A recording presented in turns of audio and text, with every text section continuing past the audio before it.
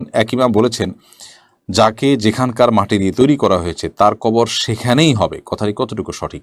আমি রাতে একা ঘুমাতে পারি না, আগে মৃত্যু ভয় কাজ করতো সবসময়, কিন্তু এখন ঘুমালে মনে হয় আমার আশপাশে কেউ আছে, আমার দিকে তাকিয়ে আছে।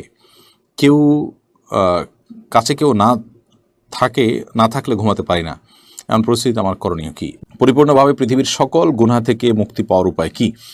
বর্তমানে গুনাহ থেকে বাঁচতে পারছি না। নামাজের মধ্যে ইমাম ভুলে 3 বার সাজদা করে ফেলেছেন, পিছন থেকে কেউ লোকমা দেয়নি। নামাজ হয়েছিল নাকি আবার পড়া দরকার ছিল? অনেকে বলেছে আল্লাহ শব্দটি ভুল, আল্লাহ হবে। প্লিজ জানাবেন।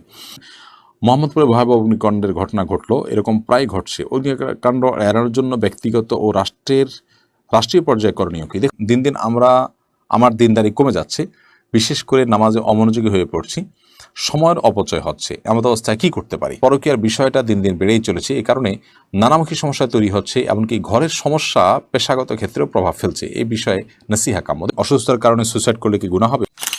পিঙ্কি আখতার আপনি লিখেছেন, অসুস্থতার কারণে সুইসাইড করলে কি গুনাহ হবে? অবশ্যই গুনাহ হবে। ইমানদারকে ধৈর্য ধারণ করতে হবে। অসুস্থতা যত বেশি হোক না কেন, আল্লাহ তাআলা আমাদেরকে সবরের তৌফিক দান করুন এবং এ ধরনের গুনাহ থেকে বেঁচে থাকার তৌফিক দান করুন।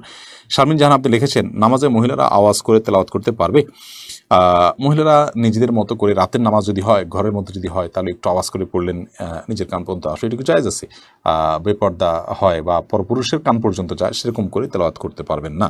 ফয়জুল্লাহ আপনি লিখেছেন, পরকীয়ার বিষয়টা দিন দিন বেড়েই চলেছে, এই কারণে নানামুখী সমস্যা তৈরি হচ্ছে, এমনকি ঘরের সমস্যা পেশাগত ক্ষেত্রেও প্রভাব ফেলছে। এই বিষয়ে নসিহা কাম্য। দেখুন, পরকীয়া এটা এখন আর সাধারণ কোনো বিষয় না, এটা এখন ভয়াবহ থেকে ভয়াবহতম বিষয়ে পরিণত হয়েছে। বাংলাদেশে এখন সবচেয়ে বড় সামাজিক সমস্যা এবং পারিবারিক সমস্যাগুলোর মধ্যে থেকে একটি হলো পরকীয়া।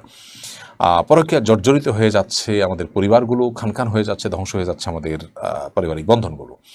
এই পরিস্থিতিকে উত্তরণের জন্য একেবারে সংক্ষেপে যদি আমি বলতে চাই, মূল পয়েন্টে যদি যেতে চাই, তাহলে আমরা আমাদের আত্মিক উন্নয়ন, আমাদের আত্মিক পরিশুদ্ধি, আমাদের নীতিনৈতিকতার চর্চা আমাদের সমাজে বাড়াতে হবে।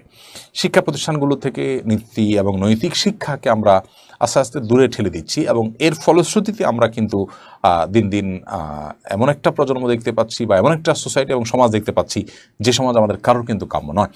আমাদের আগের প্রজন্ম এদেশে তাদের স্বামী স্ত্রীর মধ্যকার পারস্পরিক বোঝাপড়া এবং আস্থা এবং বিশ্বাসটা অনেক প্রবল ছিল। এখন কিন্তু এখনকার দম্পতিদের মধ্যে কিন্তু আস্থা এবং বিশ্বাস সেরকম নেই।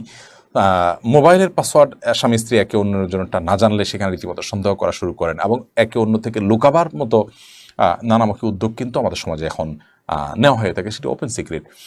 এই যে অনাস্থা তৈরি হয়েছে, এই অনাস্থা এবং বিশ্বাসহীনতা, এটা পশ্চিমা দুনিয়াতে দেশ